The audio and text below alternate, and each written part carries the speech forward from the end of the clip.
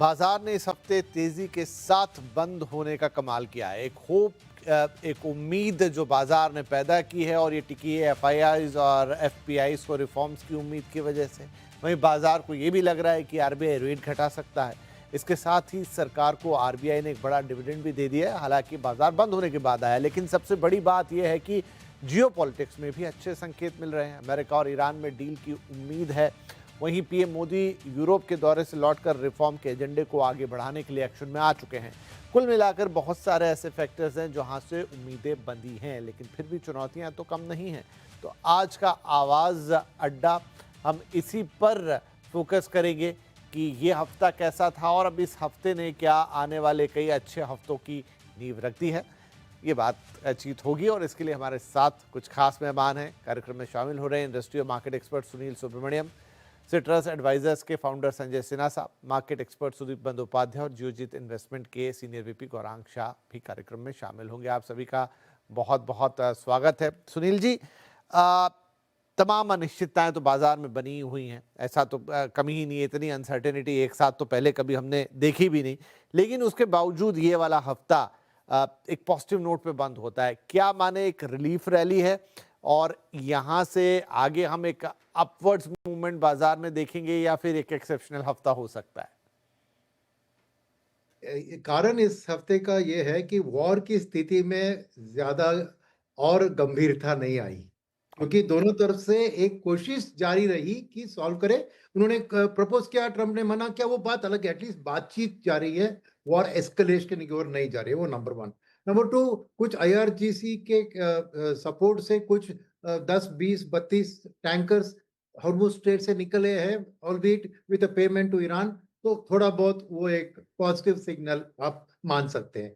तीसरी बात है कि डीआईआईस जो कि अर्निंग सीजन का इंतजार कर रहे थे अपना पैसा डिप्लॉय करने के लिए, कुछ हफ्तों के लिए बीच में मिड ऑफ अप्रैल यहाँ पर उन्होंने बहुत सावधानी से कैश को बिल्डअप किया। अभी देख रहे हैं कि वो अपना इनफ्लोस को मार्केट के अंदर बढ़ा रहे हैं। और जैसे ही अप्रैल के आंकड़े आए, वो दिखाया कि आपको एसआईपी बुक भी स्ट्रॉन्ग एंड कंसोलिडेटेड थी और ओवरऑल फ्लोस भी करीबन 3-5% पिछले महीने के माफिक 40,000 करोड़ के लेवल पे थी।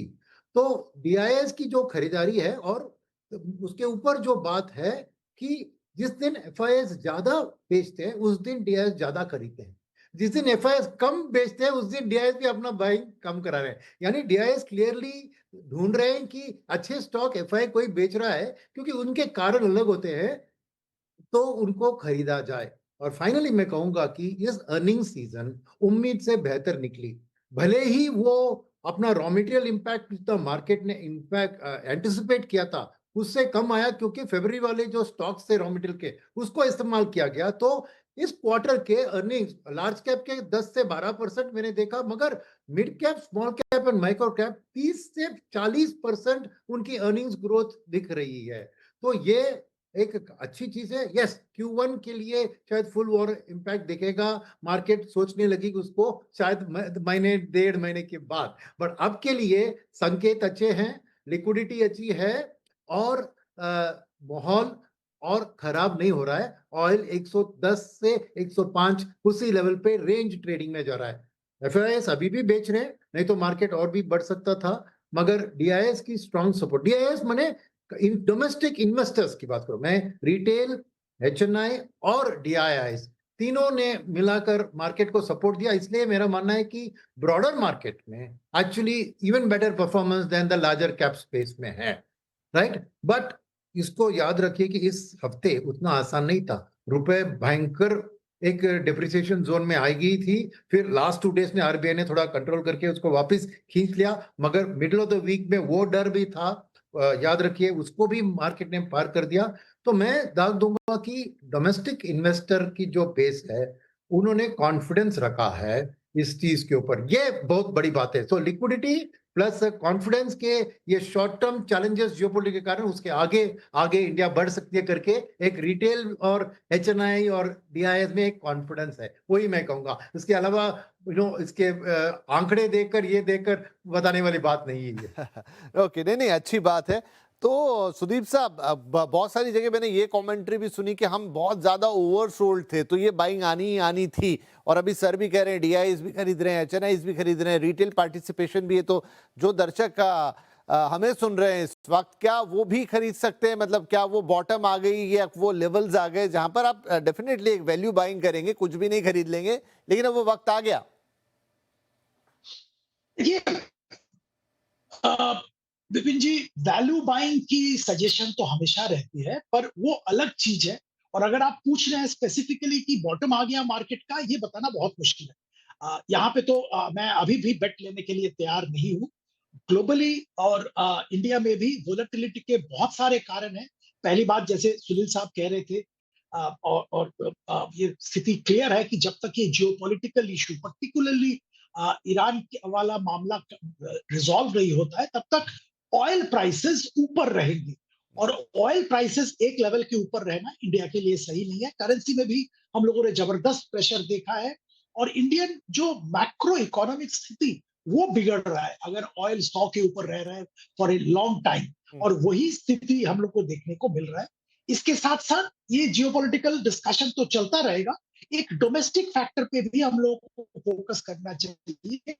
सारे जो फोरकास्ट है, वेदर फोरकास्टर्स है, आईएमडी, स्काईमेट, किसी की भी बात करें तो सबको ही कह रहे हैं कि इस साल जो एक्सपेक्टेशन है, जो नॉर्मल है, उससे कम रेनफॉल होगा।